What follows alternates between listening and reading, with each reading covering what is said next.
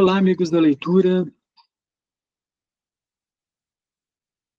Hoje, dia 5 de novembro de 2024, nos encontramos para falar sobre o livro O Olho Mais Azul, de Toni Morrison, por sugestão da amiga da leitura, Magda Benites.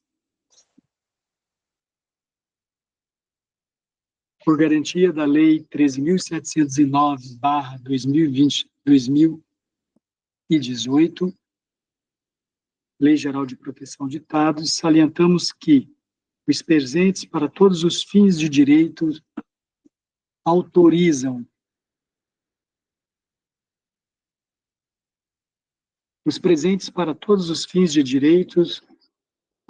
a utilização das imagens e vozes constantes em gravações, fotos e filmagens decorrentes da participação na reunião do Clube de Leitura do Tribunal de Justiça, Emeron, nesse dia 5 de novembro de 2024.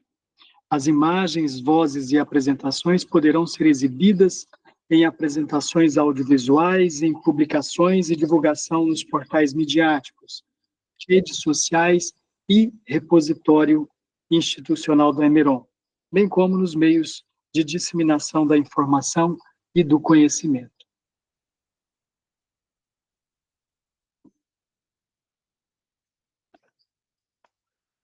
A autorização desse termo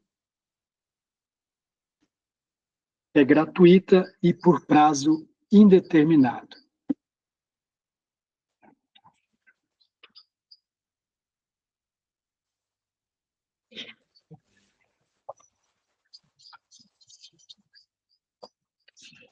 Na pele.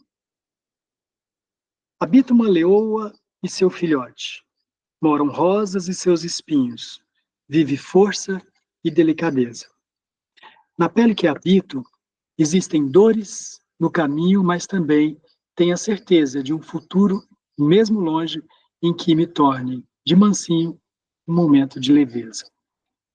Na pele é uma poesia da Michele Magalhães, do livro Jardim Semeado a Lápis.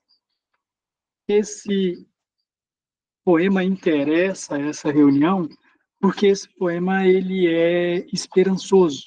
Ele é um poema que traz, por mais que seja de leve, por mais que seja de mansinho, como traduzido aqui, ele traz esperança, ele acredita.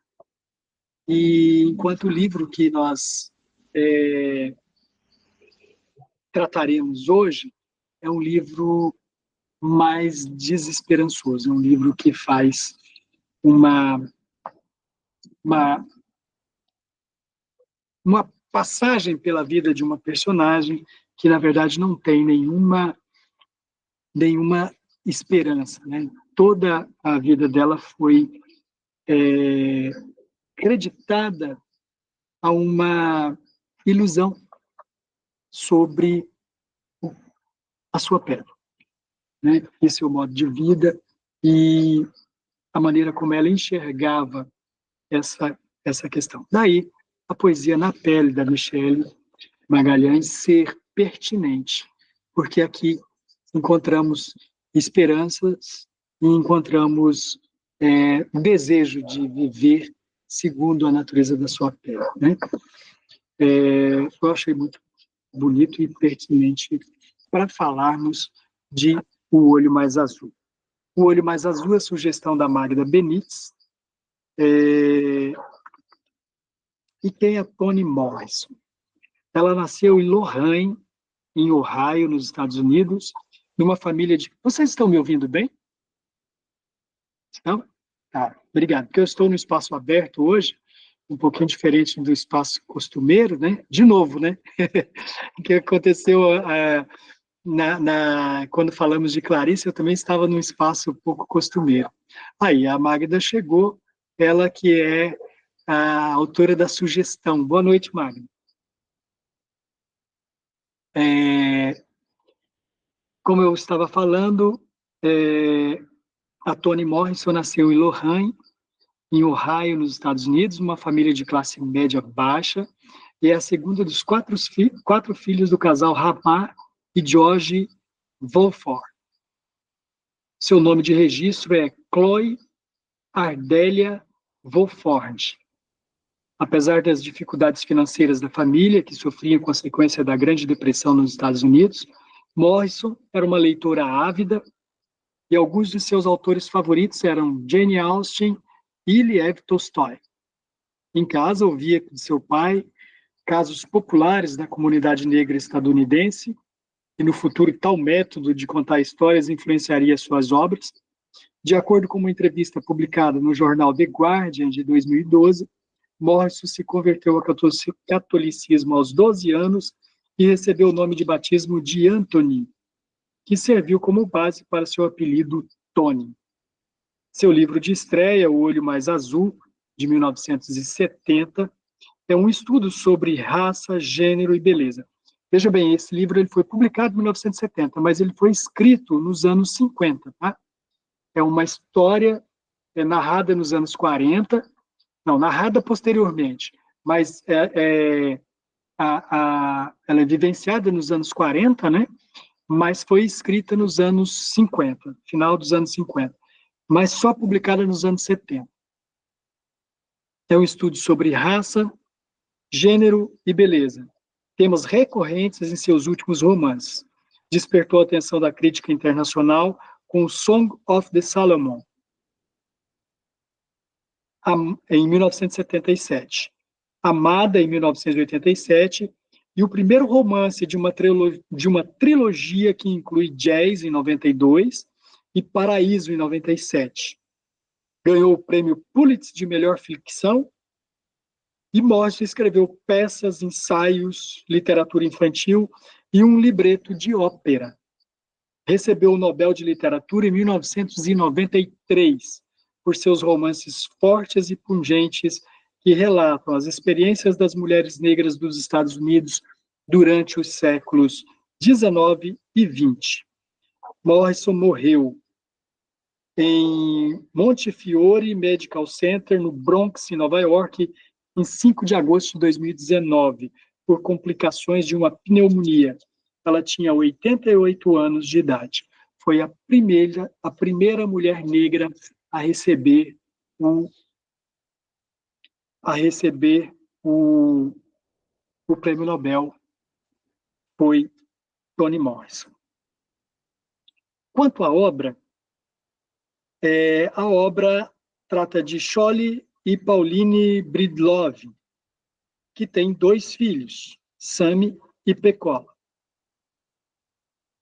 Seria uma típica família americana não fossem os Breedlove, muito pobres e negros. A situação de marginalidade é ainda mais grave para a menina Pecola, que encontra rejeição em todos os ambientes que frequenta. Na escola é ridicularizada até pelas outras crianças negras, pois é quem tem a pele mais escura. E em casa, o pai a oprime e a mãe prefere dedicar o seu amor à família branca para com o trabalho. Cada dia, num acesso de desespero, Scholle bebe além da conta, bate em Pauline na frente da pequena Pecola e coloca fogo na casa da família. O serviço social da cidade de Lorraine, no estado de Ohio, onde moram os Breedlove, instala temporariamente a menina na casa da família McTeer. Nos Estados Unidos, na década de 40, época em que passa a história, o padrão de beleza é exatamente o oposto daquele que a menina ostenta. Garotas negras e pobres como ela costumavam ganhar de presente bonecas brancas, de olhos azuis, e tomar leites em canecas estampadas com o rosto da atriz mirim Shirley Temple. Todas as noites a pequena Pecola reza para ter os olhos azuis, num delirante e inconsciente desejo de redenção e ascensão social. Toni Morrison escreveu O Olho Mais Azul em 1962 a 65. Eu disse os anos 50, mas aí os anos 60 ainda, foi bem depois. Me perdoe. A história guarda uma íntima correspondência com a biografia da autora, e como ela mesma afirma no pós-fácio desta edição, escrito em 1993, o pós-fácio que ela se refere é aquele de capa azul e preta, que vem só uma sombra da Pecola, né?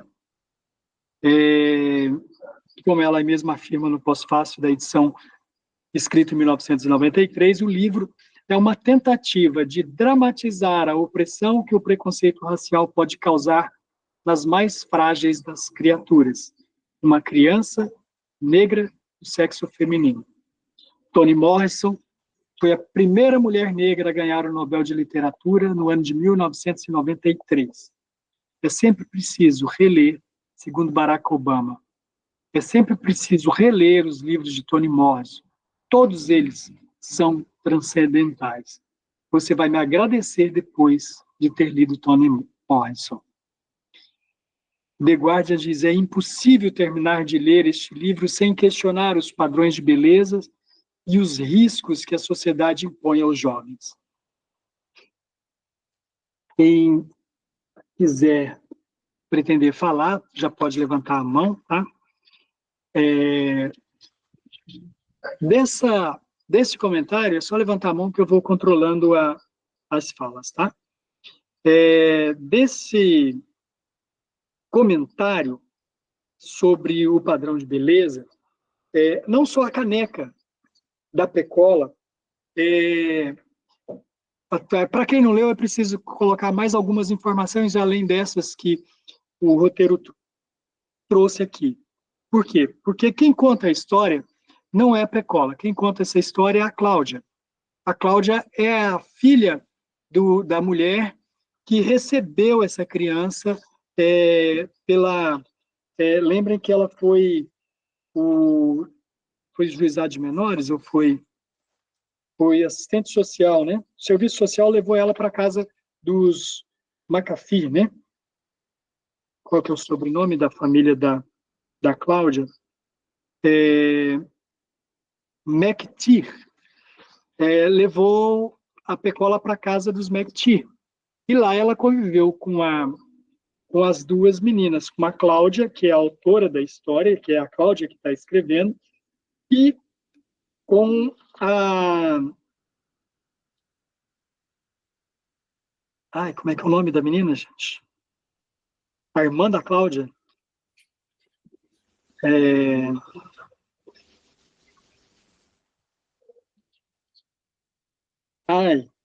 Fugiu o nome dela agora. Ela vai para a casa dessas garotas. Então, quem narra a história é a Cláudia, a partir do que ela vivenciou da convivência com a Pecola.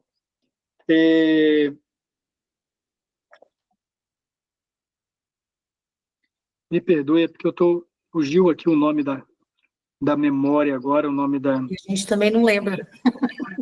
Eu lembro do enredo só. Não, são duas irmãs, e a irmã da Cláudia é a que sabe de tudo. Eu falei o nome dela aqui agorinha e se perdi ela no texto aqui. Ela é a que sabe tudo. Lá não existe o caso mamãe sabe tudo ou papai sabe tudo. É a irmã mais velha que sabe de tudo, né? Ela que traz as respostas. Então, quando a menina menstrua, por exemplo, é ela que tem como o que fazer para poder conter aquilo, como ela vai, como eles vão reagir a... Frieda? Frieda. Obrigado, Thelma. É a Frieda. Então, a Frieda que vai fazer que sabe tudo ali, não é um papel maternal e nem um papel paternal. Eu acho até o pai extremamente ausente nessa história, né? Quem aparece aqui com mais frequência é a mãe, mas a mãe ela está tão envolvida, mesmo a mãe da Frieda e da Cláudia, ela está tão envolvida em outras questões que você acaba não vendo a presença da mãe amorosa. O que você vê mais é uma mãe que cobra muito, e essa manifestação do amor da mãe da Cláudia e da Frieda, você vai ver quando ela adoece, daí você vê ela indo de madrugada cuidar da filha, ver se está coberta, tampando as gretas do quarto e tal. É nessas horas que ela manifesta o amor dela, né? É diferente da mãe da Pecola e do pai da Pecola, que daí o pai da Pecola nem se fala, né? porque a história já começa contando que a Pecola perdeu o filho do seu pai. Então, o pai da Pecola havia estuprado a Pecola, e é muito curioso, porque essa história ela começa a se desenrolar, e você vê uma criança que não tem a menor conhecimento do que se é isso. Ela chega a brigar com um colega de escola, porque a colega de escola disse que ela viu o homem pelado. Faz aquelas cantigas de criança e fala que ela viu o homem pelado, e ela briga porque ela nunca viu um homem pelado. E, de fato, ela nunca viu, apesar de ter sido abusada. Então, você vê como isso é tratado na história. Mas a história tem uma questão bastante peculiar, que é o fato da Pecola não gostar de ser como é. A Pecola, ela resiste a ela sonha em ser diferente, ela quer ser diferente. Como diz aqui no roteiro, isso se dá por causa de uma série de influências. Otário, que eu vou precisar do seu auxílio. Uma série de influências que a estrutura do ambiente... Já estou indo aí.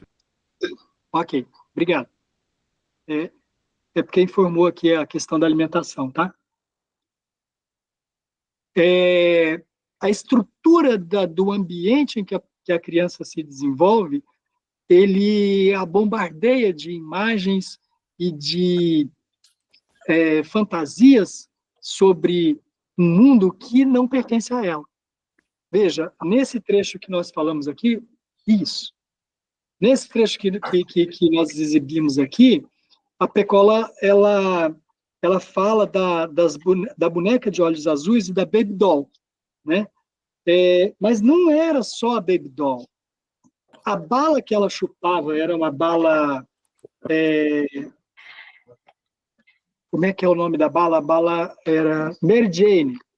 A bala Mary Jane tinha na sua estampa uma criança loira, sorridente e chupando uma bala deliciosa, né? A caneca dela tinha isso, a boneca dela era assim, a caneca do café da manhã dela era assim. Então, o meio em que ela pertencia, em que ela vivia, em que ela se desenvolvia e que ela conhecia o mundo, exibia para ela um mundo que não pertencia a ela. Pertencia a crianças brancas, de olhos azuis. Então, o bacana da narrativa da Toni Morrison é que ela vai colocando isso para você de uma maneira que, contando uma história, narrando só uma história, contando que era assim, não é uma militância o texto dela. Ele pode até ter esse papel, mas ele não é um texto que você vai falar bem assim, isso aí é panfletário. De jeito nenhum. Você não encontrará essa maneira de escrever. Essa maneira, por mais crua. Por exemplo, quando ela vomita no travesseiro, ela descreve aquele vômito verde naquela noite fria, com o frio entrando pelas gretas da janela, e como não a Pecola, quem vomita é a Cláudia. E a mãe dela vem e limpa o vômito, né? E daquilo é uma narrativa muito crua, muito... você enxerga aquela narrativa de uma maneira... eu não vou dizer cruel, é crua mesmo, é traduzir os fatos da maneira como eles são. Quase que você sente o cheiro do vômito da menina naquele travesseiro. Então, ela escreve assim, de forma muito objetiva, muito crua, muito... Olha, é assim. Então, ele não tem floreio, não tem... E, além dessa maneira de escrever assim, de forma objetiva e trazer essa questão do vômito, do verde acidentado, tem uma questão muito curiosa na história, e que logo de começo de leitura já nos prende a atenção, que é a narrativa que ela faz sobre a casa verde e de paredes amarelas que tem no fim da rua, e que ela primeiro faz um texto, e daí vem cachorrinho brincar comigo, vem várias pessoas querendo brincar, e ela querendo brincar, e ninguém quer brincar com ela, nem o cachorro, e daí ela escreve esse textinho, né? Depois ela escreve esse texto sem vírgulas e sem pontos. Depois ela escreve esse texto sem espaços entre palavras. Então, o texto é a mesma coisa, é a mesma história, os mesmos fatos, mas como você vai prejudicando a vivência do texto, a sobrevivência do texto, tirando alguns elementos que faz com que o texto tenha vida, que faz com que o texto tenha os elementos que o façam capazes de compreensão e de trazer sentido para aquela narrativa. E a história da Pecola é assim. A história daquele meio, daquelas pessoas, ela é assim, ela é desconstruída, ela é retirada elementos básicos que fazem com que essas vidas complexas, essas vidas, pessoas que moram, que alugam um quarto, um cômodo por $2 a cada 15 dias, $5 a cada 15 dias. Então, eu não lembro exatamente o valor, mas, e que daí você traz para dentro da sua casa um estranho para viver dessa maneira, por causa de uma ninharia. Então, essas privação de certos elementos, dos pontos, das vírgulas e dos espaços que separam essa e que dão vida e que dão identidade a uma história, são retiradas dessas pessoas e dessa história dessas meninas. Então, gente, vocês podem se inscrever, tá? Eu estou aqui, eu tô embalado aqui na conversa, porque o livro ele é muito instigante. Ele realmente é um livro gostoso de ler. O livro da Toni Morrison é bom. Tem outro indicado, eu não lembro agora o nome, a Thelma indicou, né, Thelma? Hã? Sula. Sula. Sula está indicado na lista dos livros para o ano que vem também, e eu fico tentado a colocar na minha lista Sula também, porque esse aqui já me encantou pela maneira como ela escreve, pela maneira como ela coloca os fatos. Algumas... eu tenho... demorou para eu pegar algumas coisas nessa história, como, por exemplo, a história da casa, né? A casa verde, não sei o quê, e aquele abandono. E eu achei maravilhosa a maneira como ela escreve, porque ela escreve de uma forma sobre a casa da esquina da rua 51 com a rua Broadway. Eu acho que é Broadway. Ela escreve de forma retroativa. Ela escreve lá onde é aquela casa abandonada, antes havia uma sorveteria que era frequentada pelos jovens rebeldes e malandros, e era até perigoso para uma moça ir lá e tal. Que antes de ser uma sorveteria, foi uma casa de ferragem. Antes de ser uma casa de ferragem, e vai retroagindo, e retroage ali quase que várias décadas para contar a história de uma esquina. Então, você contar uma história de uma decadência, partindo da decadência, eu achei muito curioso, porque em algum momento você vai ter um momento de apogeu, né? Como na poesia da Michelle, que nós acabamos de conhecer aqui, ela falando de que em algum momento, esse é um esperançar, né? De que em algum momento, de mansinho, haveria leveza, né? Então, parece que ela vai retroagindo para buscar esse momento da leveza, para buscar esse momento da grandiosidade daquela esquina, daquele lugar. E eu achei isso muito, muito bacana. Eu gosto muito dessas possibilidades narrativas, né? Do que o autor faz para não só te enredar, mas também plantar algumas coisinhas que vai fazer de você um, um investigador do texto do autor, né? E eu vejo dessa forma. Eu falei ali do vômito. Tem uma coisa nessa minha descrição sobre esse ambiente que acontece também logo no começo. A forma como a pessoa chega para casa, como ela vai descrevendo, como ela vai descrevendo a casa para o visitante, né, que ia morar na casa dela, fala bem assim,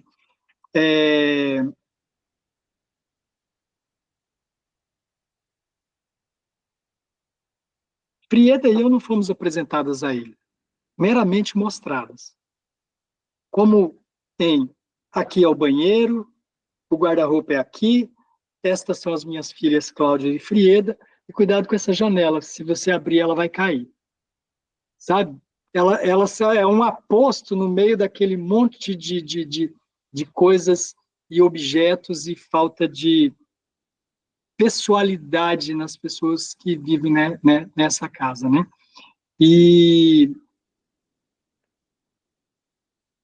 ela vai se desenvolver nesse ambiente em que as coisas são tratadas dessa forma, né?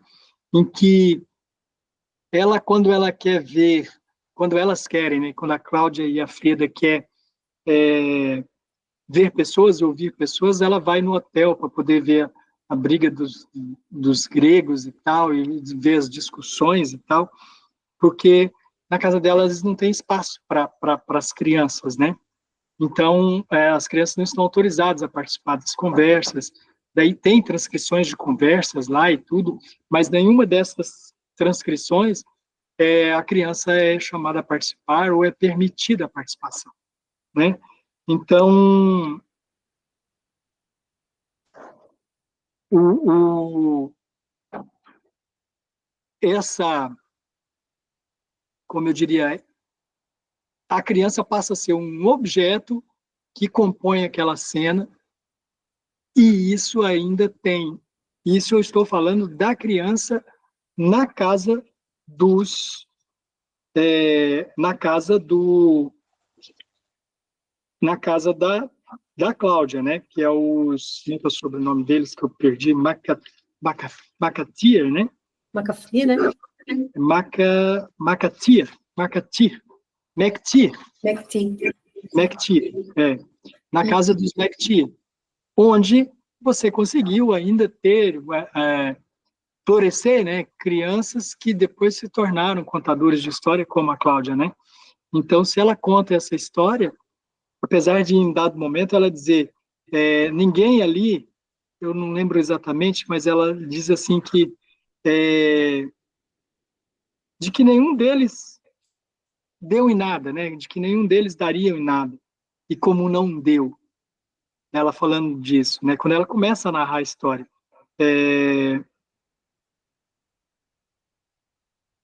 ela diz assim, quer ver? Eu acho que localizei aqui. Um pequeno exame, muito menos melancolia, nos teriam provado que das nossas sementes não foram as únicas que não brotaram, as de ninguém brotar. Aí ela estava falando sobre as sementes que eles colocaram nos canteiros, né? Aqui é bem interessante, estava falando da semente que eles colocaram no canteiro. Aí eu faço uma conexão com as vidas das pessoas ali também, se floresceram ou não, né? Mas eu acho uma coisa bem interessante aqui, que é essa aproximação dela com a idade medieval, né?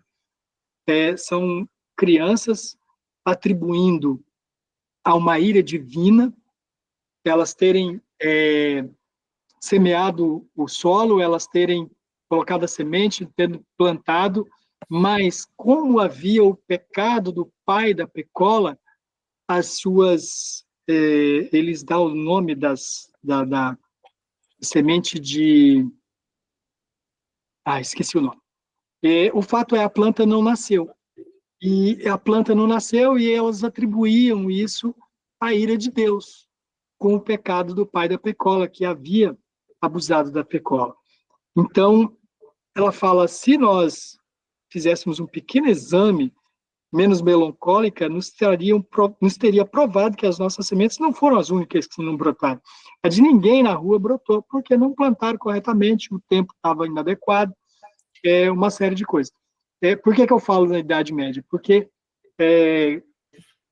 a modernidade inicia quando deixamos, na Revolução Francesa, deixamos de atribuir todos os males à vontade de Deus, né? Passamos a entender que uma criança morreu, uma criança não foi porque Deus quis. Essa criança morreu porque ela estava desnutrida, porque essa criança estava com desnutrição, ou estava desnutrição, ou ela estava faminta, que a desnutrição é a consequência da má alimentação, né? Ou vivia num ambiente de falta de asepsia.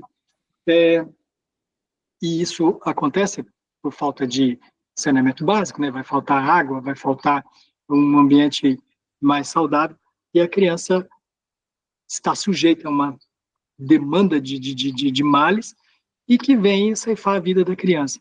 E antes atribuía isso à vontade de Deus. A partir da modernidade, isso não é uma vontade de Deus, isso é desnutrição, isso é doença, isso é falta de alimentação, falta de cuidados, falta de higiene, asepsia, né? Então, isso passa a ser um maltrato com as nossas crianças e não uma vontade de Deus que elas perecessem. É nós que não estávamos cuidando das nossas crianças de maneira correta, certo? E ela aqui, nesse momento, isso já no comecinho da história, ela remete essas pessoas lá para a Idade Média. Ela remete todo esse cenário para a Idade Média ao fazer essa comparação sobre as sementes não ter germinado por causa do pecado do pai de Pecola. De uma rua inteira não germina. Porque ou plantaram errado, ou o clima mudou, a situação ambiental mudou, porque de ninguém deu certo, né?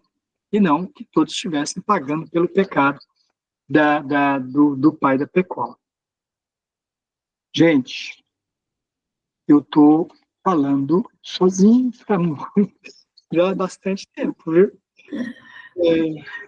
Porque tá bom, tá sendo interessante. Márcia, obrigado. Eu quero ouvir vocês. Por favor, interfiram.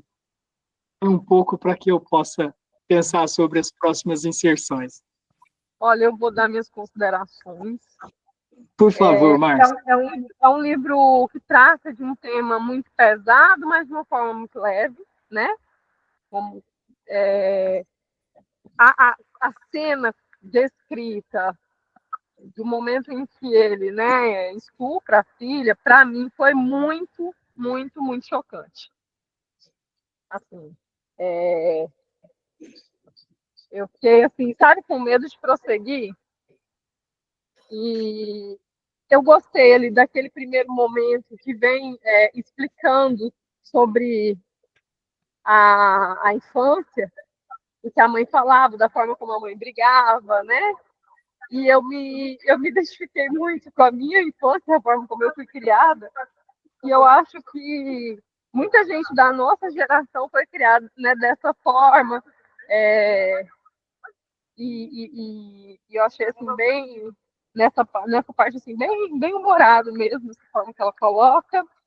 E assim, é um livro muito necessário, né? Porque ele trata sobre todas as mazelas, né, que atingem a sociedade, sobre temas assim que são tão importantes de serem mencionados, sobre o racismo, sobre coisas que no dia a dia as pessoas tendem a ignorar, né? Mas esse livro ele te traz para uma reflexão assim bastante profunda.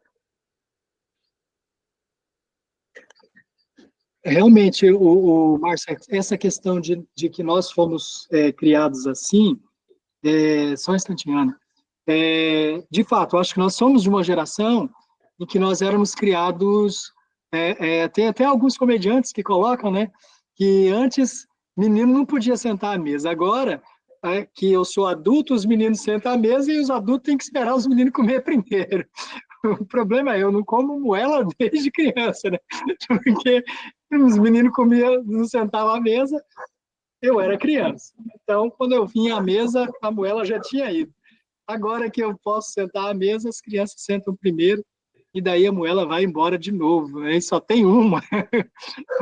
Mas eu concordo contigo na questão tanto da criação quanto o ambiente. Porque eu creio que a grande maioria aqui veio para Rondônia numa época de muita precariedade. Nós não tínhamos energia, nós não tínhamos água encanada. Eu lembro que o pai foi construir uma casa, ele comprou telhas de Minas para vir para cá. Então, para vir, demorou uma década para vir, porque eram estradas muito ruins. Então, para aquelas telhas de barro chegar aqui, demorou uma eternidade. Então, vivia-se em casas que não tinham piso, porque não tinha loja de material de construção. Era tudo muito iniciado, começando tantas coisas, que esses confortos não chegavam a nós naquela época. Demorou um pouquinho para chegar, né? Como foi muito dinâmico, acabou chegando, né? Mas houve um tempinho para que isso acontecesse. E nesse tempo, nós vivemos naquelas condições de não ter a água encanada, ter que pegar água no poço, daí enchia as bacias, enchia, né, armazenava água dentro de casa, tinha uma série de coisas como você tinha que se comportar para poder fazer toda a parte. O balde lá em casa era numa corda que pendurava num gancho lá em cima, com um chuveiro embaixo. Então você tinha que tomar banho com um balde só, porque a água acabava, daí ninguém ia te socorrer lá e encher o seu balde de água de novo, né? Então, existiam essas limitações. Então, o que você falou sobre nós vivemos mais ou menos fomos criados nessas condições, eu não reservaria só a criação da correção dos pais, dos nossos ascendentes para com nós, mas o ambiente também muito traz alguma semelhança com isso, dada a precariedade daquele tempo que nós vivemos, né? Por favor, Ana, pode falar.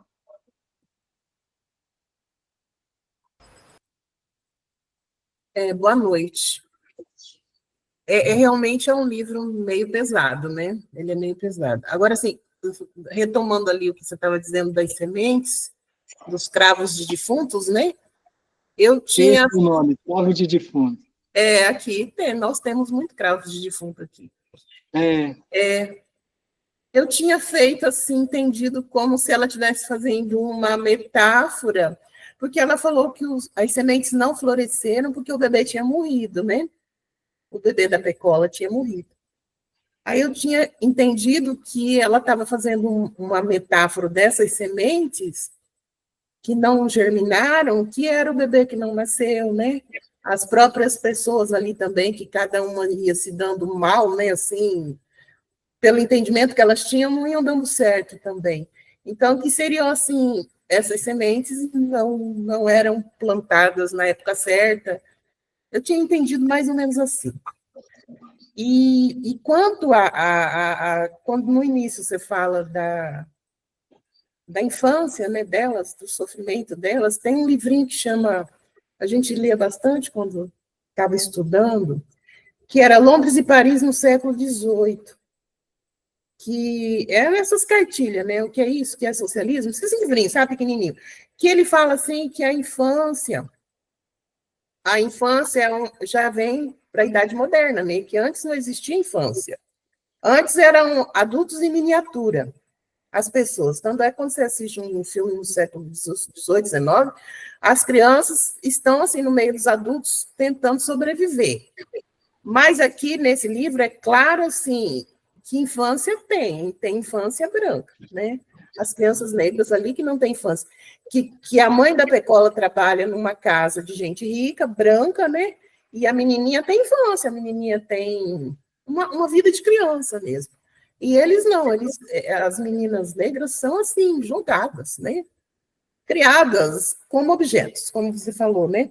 Aí, assim, fala assim, no início também você falou da Pecola, que parece que ela absorvia mais todos os sofrimentos, né? Que as outras duas parecia que não absorvia tanto, que ela se sentia mais feia, tudo, né? Tudo ela observava de ruim, como se fosse ruim para ela. Eu não sei, assim, é uma questão, eu acho que é psicológica, assim, que em determinado grupo familiar, uns sentem mais que os outros, embora os problemas sejam os mesmos, né? As dificuldades as mesmas, mas vai ter pessoas que vai sentir mais, vai sentir menos. E um fato que eu estava escutando uma moça falando do livro, ela falou assim que, pelo que dá para entender, a família da Pecola era, em relação às outras, mais negra, de pele. Aí eles chamam de colorismo, né? Que como eles eram mais negros ali, feia se entende, subentende ali, que eles eram mais negros.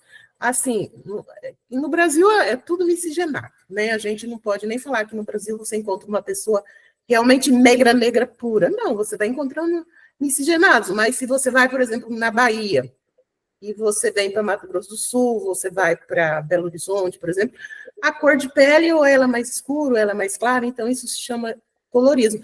Quando elas estão tratando disso, que ela se sente a mais feia, que ela se sente... Todo mundo que conhecia a Pecola falava, nossa, que menina feia, não era?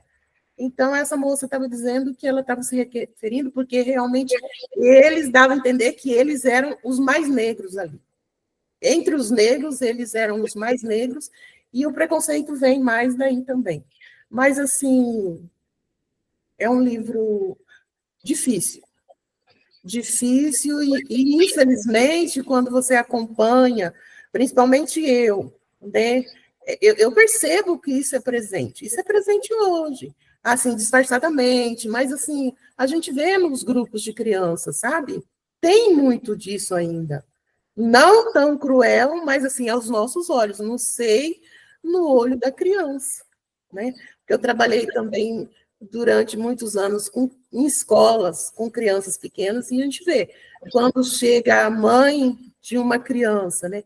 Nossa, sua mãe é negra, sua mãe é isso, sua mãe é isso, sua mãe é aquilo. Então, assim, isso que a criança em menor grau, claro, mas a gente acha que é um livro que nos ensina a abrir os olhos, né? A não fingir que isso não existe, isso é muito presente hoje, sim. A ter mais cuidado nas nossas relações, nas nossas falas. Eu acho que é mais ou menos isso. Obrigada. Ana, eu vejo assim, o que você fala sobre a questão de ser mais negro, né? Tem um trecho em que as crianças vêm da escola gritando, cantando na rua, negra retinta, negra retinta, negra retinta, né? O retinto, no dicionário, o que que é? É recebeu mais cor, né? Recebeu sobre tinta, né? Então, o que ele está dizendo é que pintou novamente de preto, foi preto sobre preto, e ela era enxovalhada na rua, vindo da escola, só por ser negra, né? E ela fica, a Toni Morris coloca isso de uma maneira no texto, que você fica repetindo aquilo na memória depois que você acaba de ler. Negra retinta, negra. Apesar de essa não ser uma palavra muito presente na nossa fala, no nosso cotidiano, mas fica aquele trem zunindo na sua orelha depois, negra retinta, negra retinta, negra retinta. E tem a ver com o que você está falando, de ser mais negro que os outros, né? Eu não tinha ouvido, assim, eu participei de movimento negro, mas faz muitos anos, então as coisas mudaram, as falas mudaram, a legislação mudou. Mas eles chamam de colorismo hoje, colorismo. Agora, eu não sei se aqui no Brasil se usa muito essa palavra colorismo. Para mim foi uma novidade. E importa também salientar, né, que nós estamos tratando desse livro no mês de novembro, porque dia 20 é dia da consciência negra, né? Então, esse livro foi selecionado para novembro por causa da temática racial. como pretendemos fazer com o outro naquela reunião que vamos ter no dia 19, se não me engano, né? Reunião do dia 19 vai selecionar, já saberemos quais são os livros, e nós vamos selecionar o livro por tema de mês também, tá? Antes de passar para a Thelma, eu queria só destacar, se você me permite, Florenilce, a Florenilce tinha feito um comentário aqui no chat, e eu peço permissão para ler, tudo ok, Florenilce? Eu não consegui prosseguir com o livro porque vivi muitas situações descritas ali, como, por exemplo, ganhar bonecas brancas de olhos azuis, construindo um modelo de beleza muito distante da minha realidade. Enfim, as crenças limitantes ainda não são presentes na minha vida. São palavras da Florenilce, caso ela queira se manifestar sobre essas palavras, fique à vontade, Florenilce. Eu só queria destacar o que está acontecendo aqui no chat, porque essas discussões também nos interessam. A Magda, não sei se a Magda vai falar depois, a Florenilce se inscreveu, então, como eu linkei aqui, falou, Thelma, me dê só permissão para a Florenilce falar. Não, ela pode falar antes, para continuar assim. Uhum. Por favor, Florenilce, pode falar. Então, para você ter uma ideia, eu sou a filha mais clara de 7 irmãos. Meu pai é preto mesmo, como diz a minha mãe, de branca ele só tem a palma das mãos e os olhos. E a minha mãe, branca, né? Era branca, minha mãe já faleceu. Quando a minha mãe fugiu com meu pai, o meu avô passou 12 dias caçando meu pai para matar, porque ele dizia que preto, né, não era nem gente. Vocês estão me ouvindo? Sim. Estamos sim. Então, aí, pra você ter uma ideia, a minha mãe, ela foi muito perseguida nesse sentido, ela não saía de dentro de casa, ela fugiu com meu pai, né, para viver esse romance deles, ela até tinha 14 anos, e ele 19, ele era do exército. E assim, foram nascendo os filhos, né, minha mãe teve um filho que ele nasceu ruivo, gente, minha mãe sofreu muito por causa disso, né, discriminação. Porque como é que pode um negro ter um filho ruivo, né? Enfim, meu irmão também sofreu muita discriminação. E dentro de casa, assim, o meu pai dizia assim, gente, vocês têm que embranquecer a nossa raça. A gente precisa, olha, homens se casem com mulheres brancas e loiras, e vocês com homens brancos. A gente tem que embranquecer nossa raça, senão a gente vai sofrer o resto da vida. Entende? E assim, quanto à educação, eu sofri muita discriminação na escola. Demais, foi demais para mim, né? Agora as bonecas, sempre bonecas brancas, loiras, né? Para você ter uma ideia, maquiagem da minha mãe a gente não podia usar porque a minha mãe era branca. Então como é que a gente negra ia usar maquiagem? Nunca que combinava. Na verdade, a maquiagem para negro, ele surgiu agora há 10 anos atrás, né? Não tinha maquiagem para negro. Por exemplo, o pó era branco, né? Era um absurdo. Então, assim, foi difícil para eu estudar, eu tive que me destacar. O meu pai dizia assim, olha, por conta da nossa condição de negro, né, ele dizia, a gente precisa se destacar na escola. Então, nós somos 7 irmãos e a gente se destacou realmente na escola, a gente ouvia o nosso pai, né? Tanto que meus irmãos todos são casados com loiras e brancas, e minhas irmãs também, né? Mas, assim, minha outra irmã casou com um negro, né? Eu tive minha filha com um negro, então os meus filhos e os filhos da minha irmã também não eram tão amados por meus pais, porque eles eram morenos, né? E meus pais queriam netos brancos, né? Então, gente, isso aí foi bem difícil para mim, bem difícil mesmo. Cada detalhe daquele livro, aquele iniciando já, né? Ela fala da sua situação que ela passou, da questão de violência sexual, né? Nós sofremos, né? Minha irmã também sofreu. porque é tratado assim, sem identidade, sabe? No Brasil, de 1975, que foi o ano que eu nasci, era muito forte isso, gente, né? Eu não sei, Ana Lúcia, aí, mas era muito forte o Brasil nesse sentido, né? Da mulher não ter esse direito, essa identidade. A negra, foi ter os direitos dela já é recentemente. As brancas lutaram pelo direito dela e elas conquistaram, né? Foi meio difícil alguns postos de trabalho, mas as negras ainda estão lutando para isso, né? E elas são subjugadas. E eu fico triste porque quando elas se destacam lá fora, é só para mostrar o corpo, a prostituição, isso é chato, né?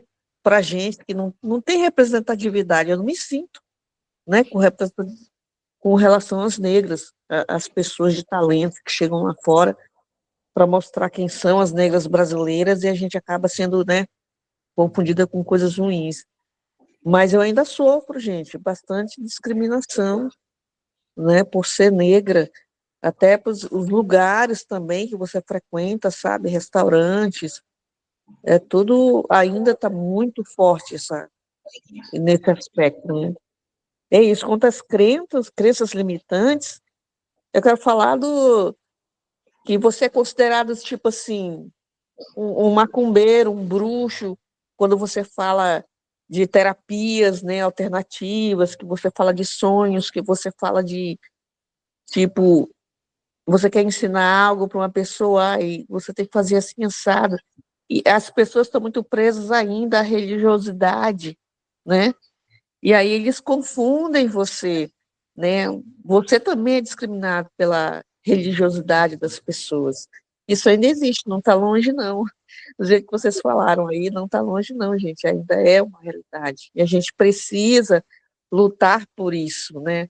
Expressar isso aí na TV, nos encontros.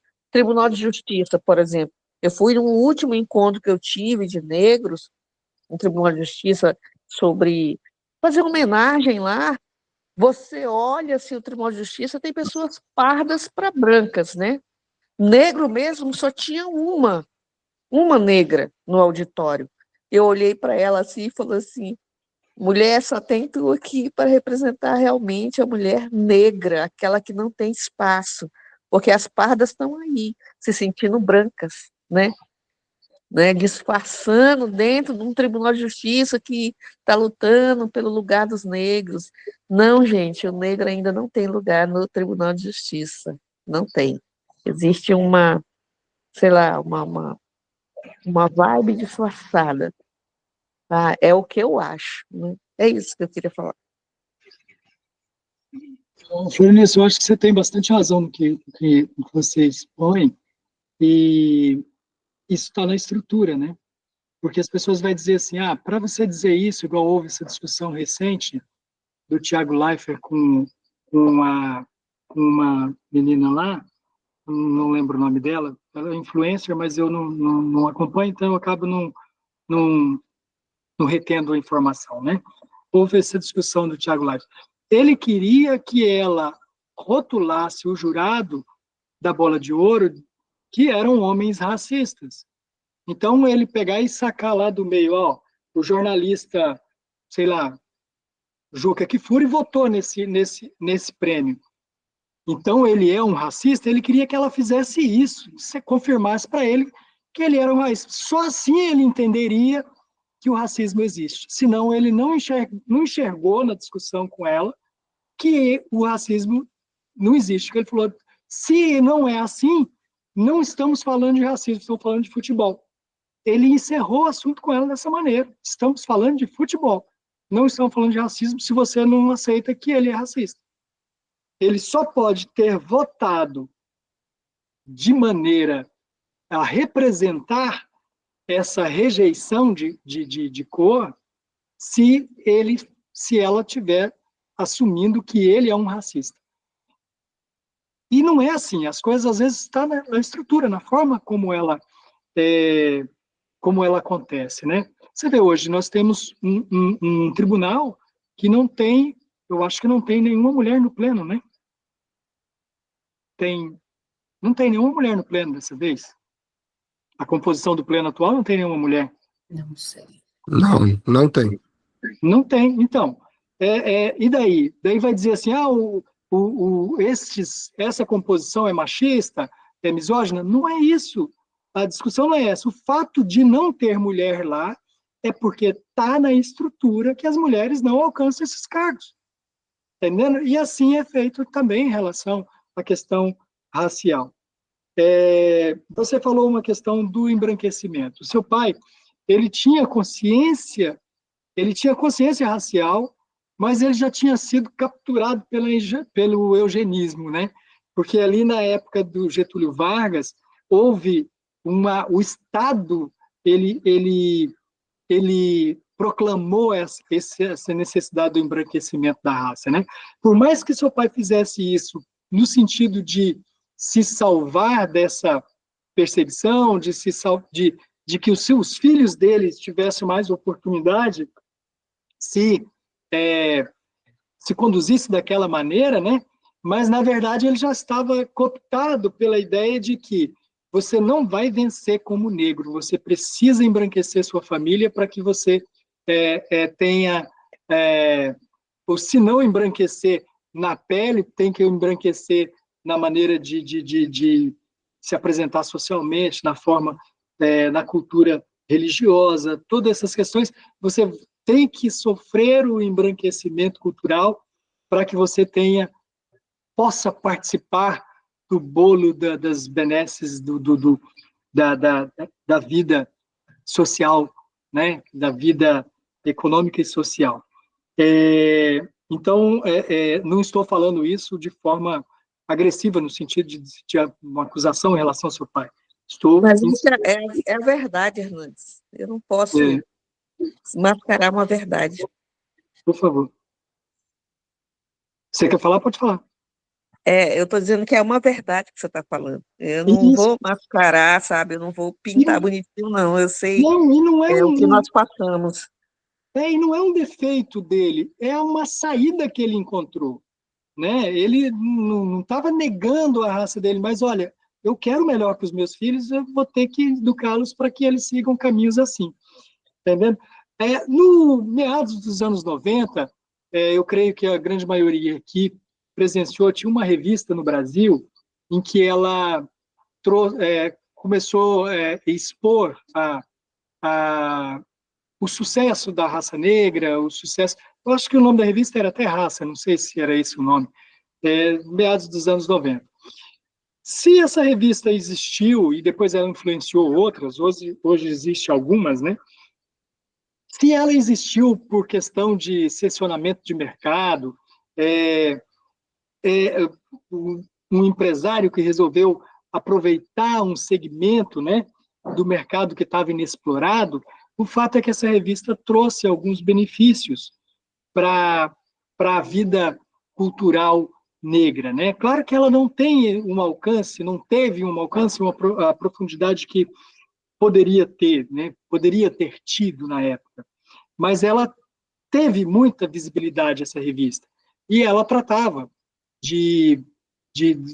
da cultura negra, né? Da cultura, do modo de vida, do sucesso.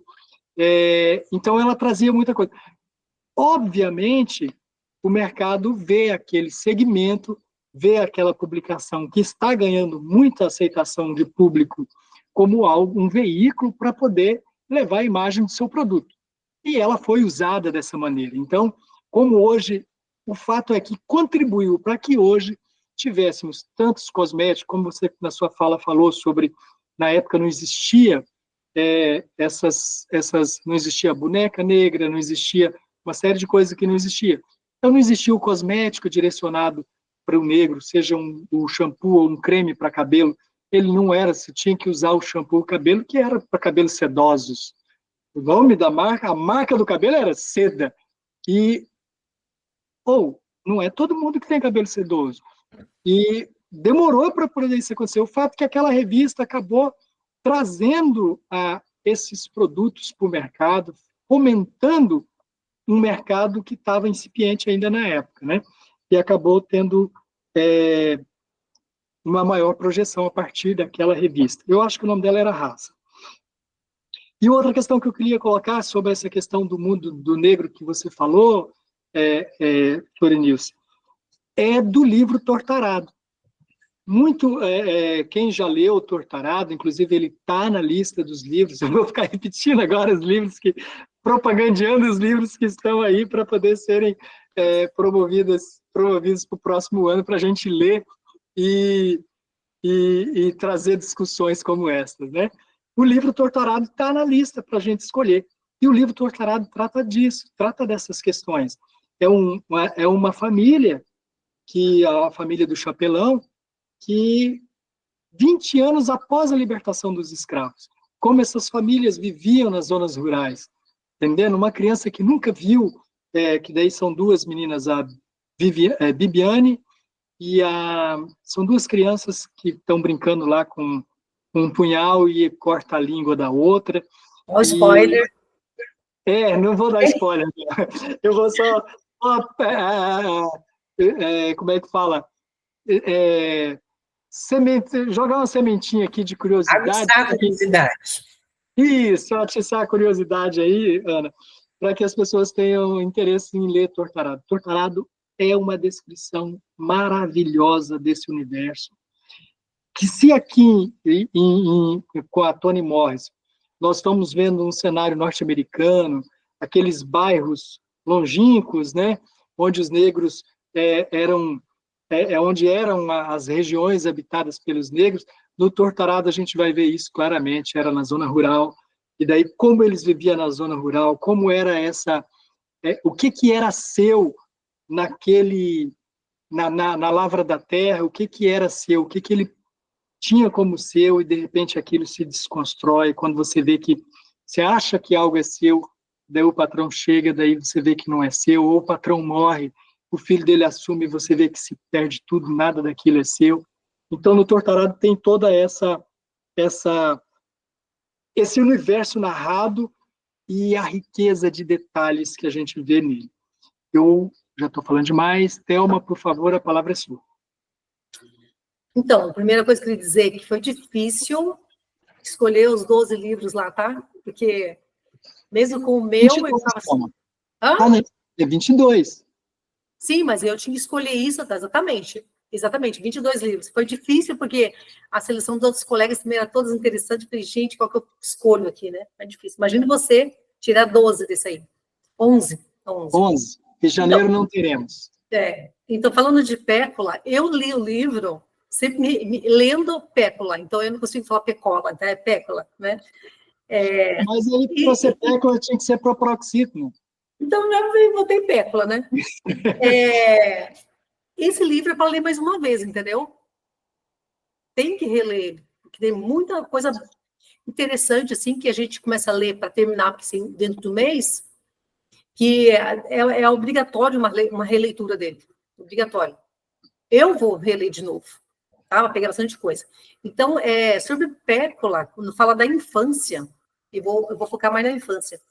Quando fala de Pécula, a história dela, triste, tudo, chocante, né? Abusada, o preconceito racial, tem o preconceito de pobre e rica também. A mãe dela gostava da outra casa da Branca lá, que é tudo limpinho, arrumadinho, podia fazer de tudo, cozinhar o que quisesse, tinha panela para tudo, né? E era como se fosse um sonho trabalhar naquela casa. Quando volto para casa, ver isso. Quando a mãe da Pécula, eu não lembro de nome, então eu vou dizer mãe da Pécula, pai da Pécula, tá? Quando a mãe dela resolveu ter uma gravidez que ia ser como normal, gente branca, ela queria ir para o hospital ganhar um nenê, a Pécula, ela foi para o hospital, né? Foi uma cena muito triste, porque ela foi muito maltratada, foi deixada de lado, tipo assim, essa aí é parideira. Né? Ela estava sentindo dores igual às outras mulheres, mas os profissionais já falavam, não, essa aí é parideira. Deixava de lado ela, com todas as dores, né? Então ali ela sofreu muito, acho que ela ficou até com raiva. Quando nasceu o Pécula, já falou assim, um bichinho feio. Então a Pécula, quando nasceu, já a mãe já rejeitou por ser feia, por estar ali com dor, e, né? Então a Pécula, quando nasceu, já sentiu um preconceito da mãe ali por ela. E quando fala da infância da Pécula, quando começa a falar do pai dela, é também triste. O pai, lá a historinha dele. Uma história infeliz, né? Tão infeliz, porque ele não teve o lar, um pai, mãe, irmãos. Como é que ele ia oferecer para a mãe da Pécula uma casa, uma família? O que é zelar de um filho, respeitar o filho? Ele não sabe o que é isso. Claro que ele poderia saber depois, mas ele criou num ambiente que não tinha esse costume, né? Ouviu da avó dele o tempo todo. Você foi jogado no lixo, graças a mim, que nem sei quem é teu pai. Quando ele perguntou, ela falou, eu acho que é fulano. Não, eu acho que é outro fulano. Ah, eu acho que esse era o nome dele, né?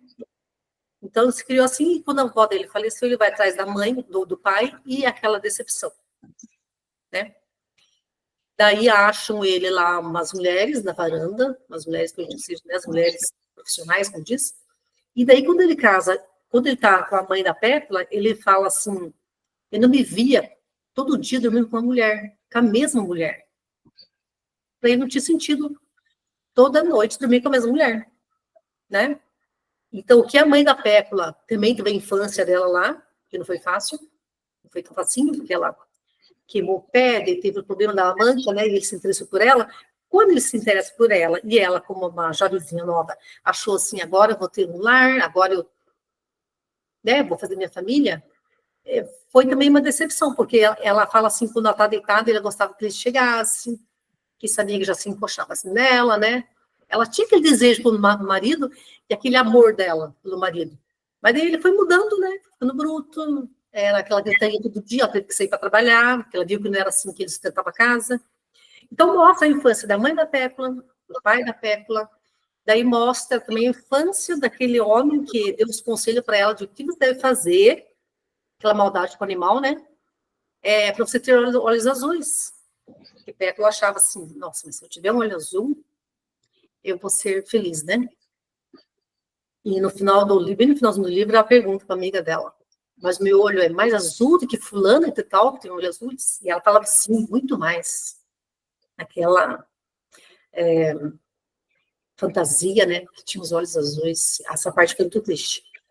E então era isso que eu ia focar mais na infância. E o livro foi escrito entre 62 e 65, e eu nasci em 1965.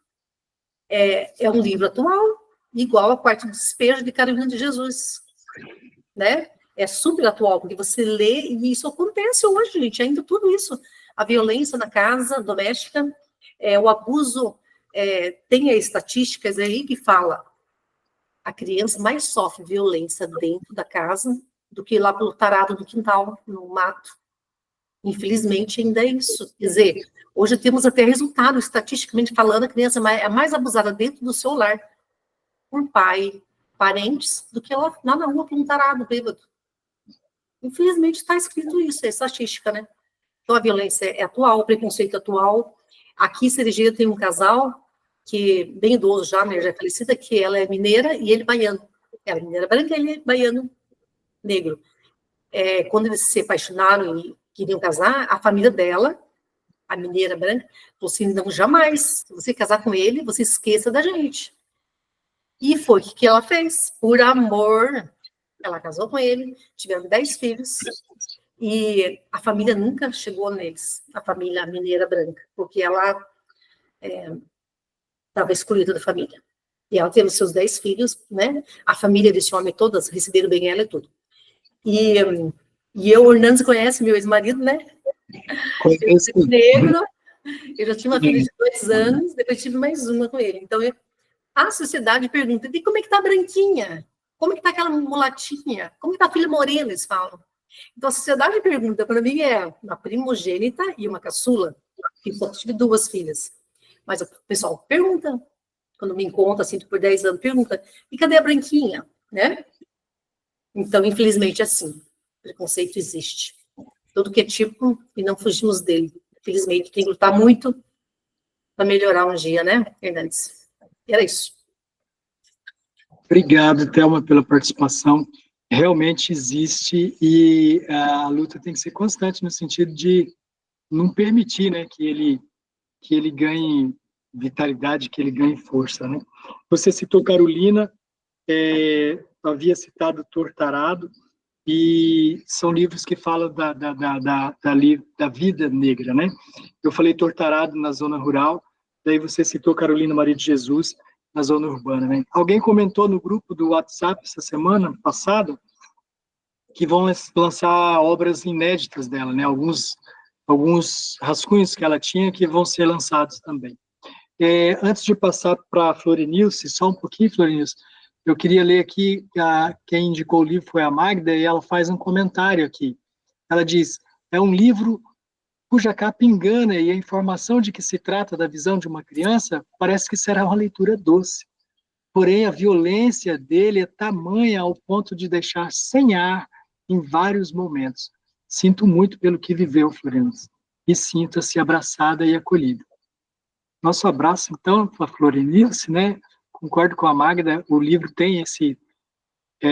eu gosto de azul, eu gosto dessa combinação do azul e do preto, então você pega pela capa, você vai se enganar mesmo, né? Você acha que você vai ter uma coisa e você tem outra, né? Você tem... daí a Márcia comenta, é o que dizem, enquanto as mulheres brancas estavam lutando por direitos, as mulheres negras sequer eram reconhecidas como seres humanos. Esse é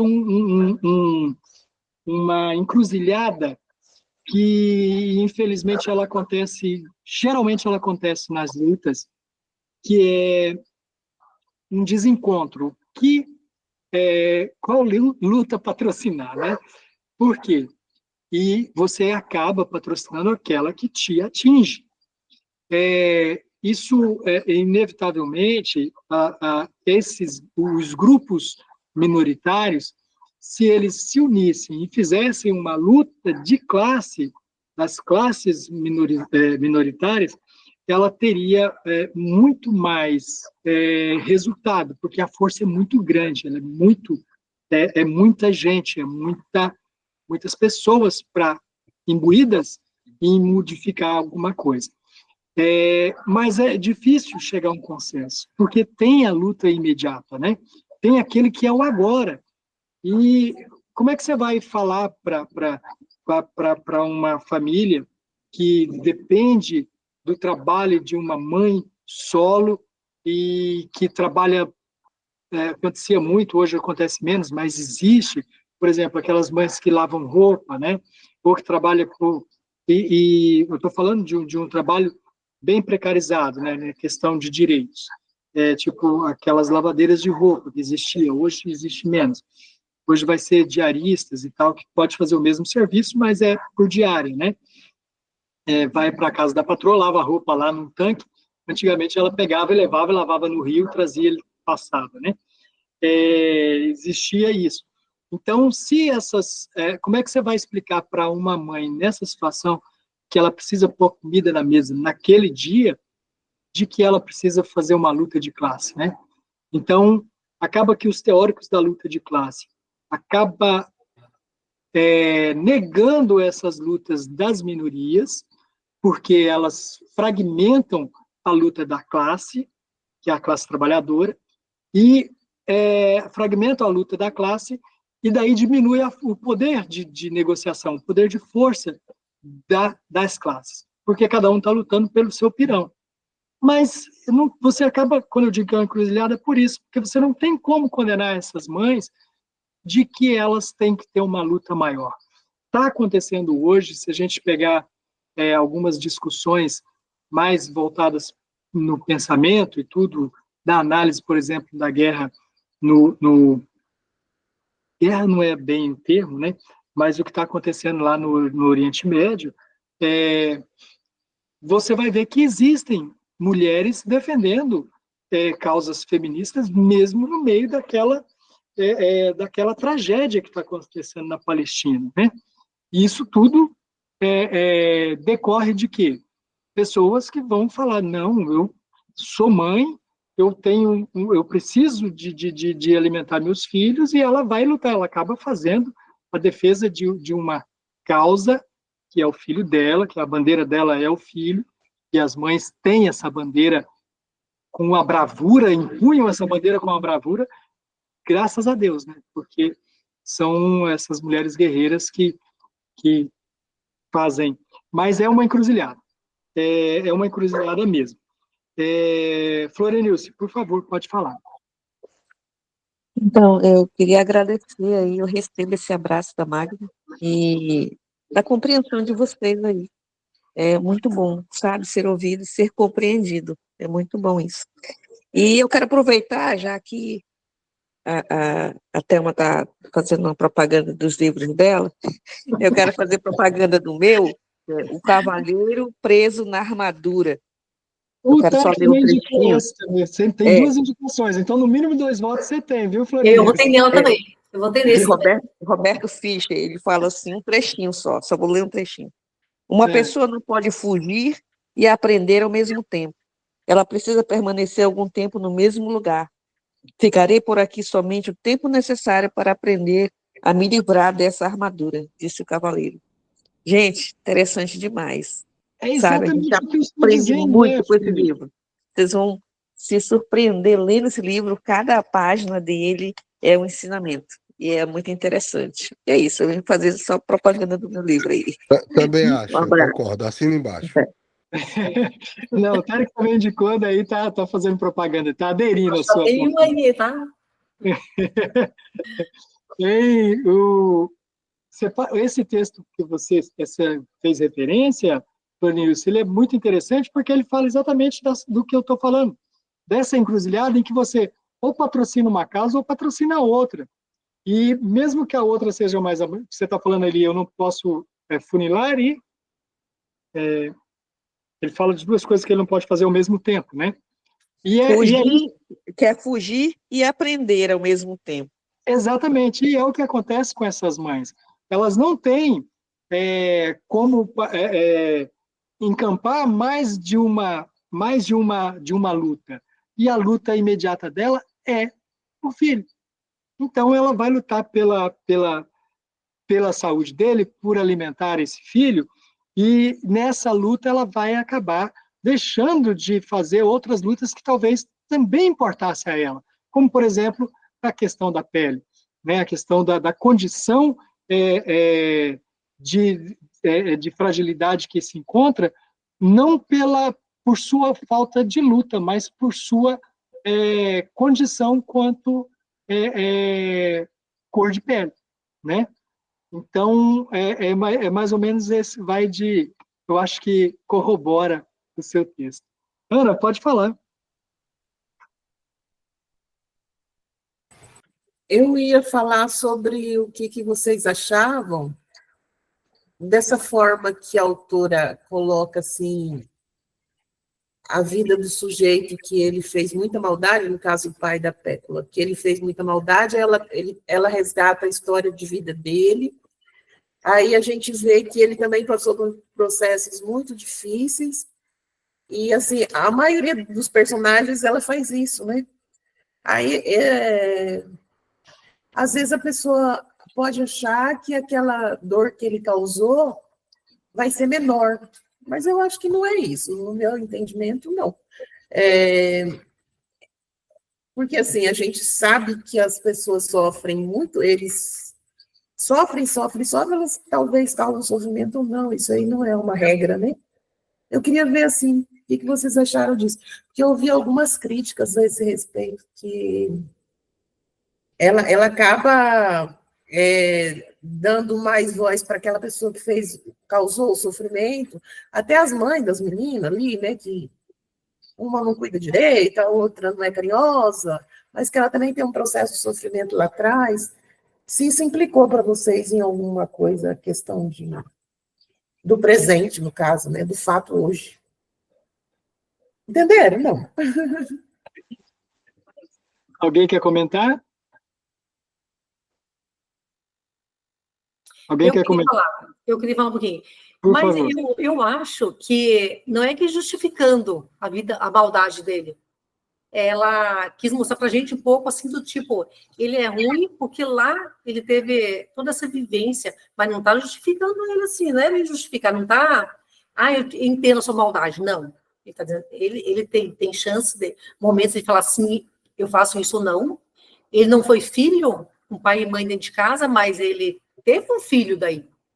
É o momento de ele aprender, eu não sei se é questão de caráter, o que é, mas ele, quando estava vendo a filha dele lavando louça, ele estava chegando bêbado, e ficou de olho na perninha dela dura, e quando ele foi fazer alguma coisa que estava lembrando da mulher dele quando era nova.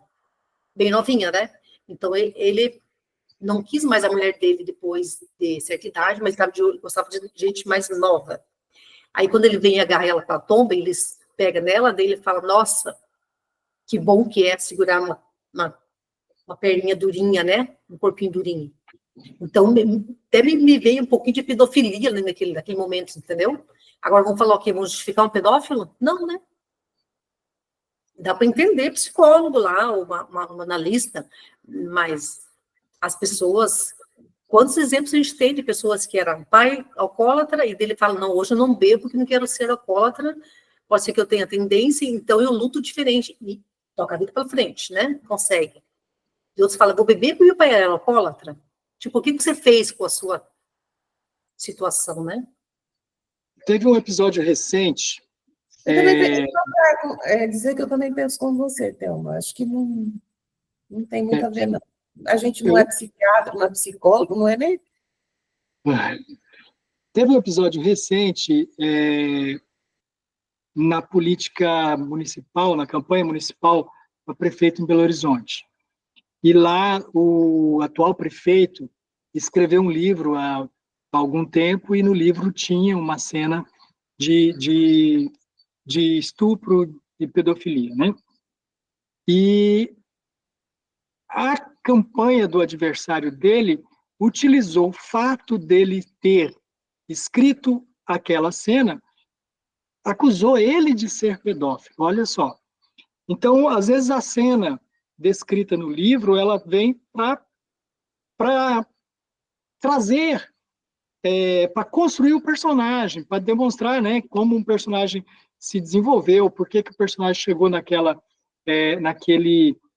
daquela forma animalesca, como que isso como que isso aconteceu.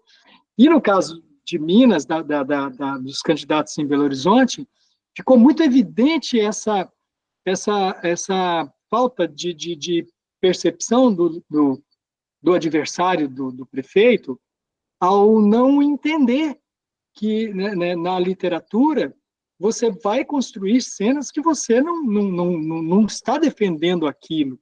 Na verdade, aquela cena traz para enriquecer a história, no sentido de que, se eu quero construir um personagem que ele traz uma dureza maior, que ele traz uma crueldade maior, no caso do Scholle, é evidente que esse homem, eu não vou nem colocar ele como um desequilibrado, porque colocar ele como desequilibrado, eu vou acabar isentando ele da culpa da ignorância, da estupidez desse homem, né? É um cara que, na miséria de todos, até a Cláudia coloca assim, enquanto uns trabalhavam e lutavam, que eles eram imigrantes, né? Esses imigrantes chegavam, trabalhavam, lutavam e conseguiam comprar uma casa. Esses que conseguiam comprar uma casa, eles pintavam ela todo ano, eles colocavam jardins na frente, eles faziam e decoravam a casa. E as casas mais bonitas, você sabia de quem era proprietário e quem pagava aluguel. O Scholle, mesmo podendo pagar aluguel, ele vai põe fogo na casa. Então é um cara tão inconsequente, tão brutalizado e sem nenhum amor pela sua família e pelas pessoas, que ele tira o teto sobre a cabeça da família dele por pura agressividade, né? Por pura agressividade. Ele faz isso porque entra em conflito com a esposa, né? Com a Pauline, né? Pauline e Scholle, que é o casal. Então, eu defendo a existência da cena, tá? No livro, eu não acho que ela vem, não faz justifique, no caso, a história da família, a menina tentar justificar a história da família, não creio, mas é uma opinião pessoal, tá? Não estou querendo fomentar nenhum conflito nesse sentido, não, tá? Alguém mais deseja falar? A Márcia, você quer comentar sobre o que você colocou no chat? Sobre as mulheres brancas lutando por direitos? Que eu acabei comentando? Vamos deixar, então, deixa eu colocar mais um comentário aqui que foi feito. A Kise fala, escutei muito da minha família paterna que é bem miscigenada e tem sangue de negros, que tínhamos que casar com brancos. Leia-se, pessoas brancas de cabelos lisos e olhos claros, para limpar a raça. E isso aconteceu muito na minha família. Então, um depoimento bem pessoal, né? Caso a Kizzy queira falar, Kizzy faz bastante tempo que a Kizzy não participa aqui falando, viu, Kizzy? Ó. E o Tarek... Oi. Ia falar, não. E o Tarek também comenta, triste realidade, Florenilce, sofrem mulheres, homens, crianças, pela fantasia de que estamos em uma sociedade acolhedora a negros e a divergentes do indivíduo julgador que cada um tem em geral.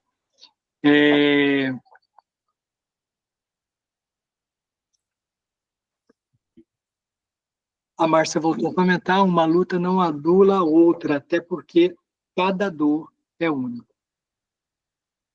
Mais alguém que queira participar da conversa? Queira falar alguma coisa? Porque as minhas anotações já foram superadas. Eu acrescentaria ainda naquela questão da desconstrução, que é quando que o personagem vai se desconstruindo ao longo da narrativa, à medida que ela vai contando, que a Cláudia vai contando a história da Pecola, ela vai ficando cada vez mais resistente ao fato de ser negra, ao fato daquela cultura. Tem a questão também que ela vai tendo uma mistura da percepção dos sentidos, né? Tipo assim, o sofrimento matizado pelos verdes e azuis na voz da minha mãe. Quando ela diz, eliminava todo o pesar das palavras. Ela coloca a cor no som, né? Isso vai também descrevendo um pouco de como a história vai se desconstruindo, né? De como a história vai se desfazendo, como nos 3 textos que ela coloca lá no começo da narrativa, e que depois acaba sendo o destaque de título dos capítulos, né? Essa falta de coerência, né? Então, essa frase,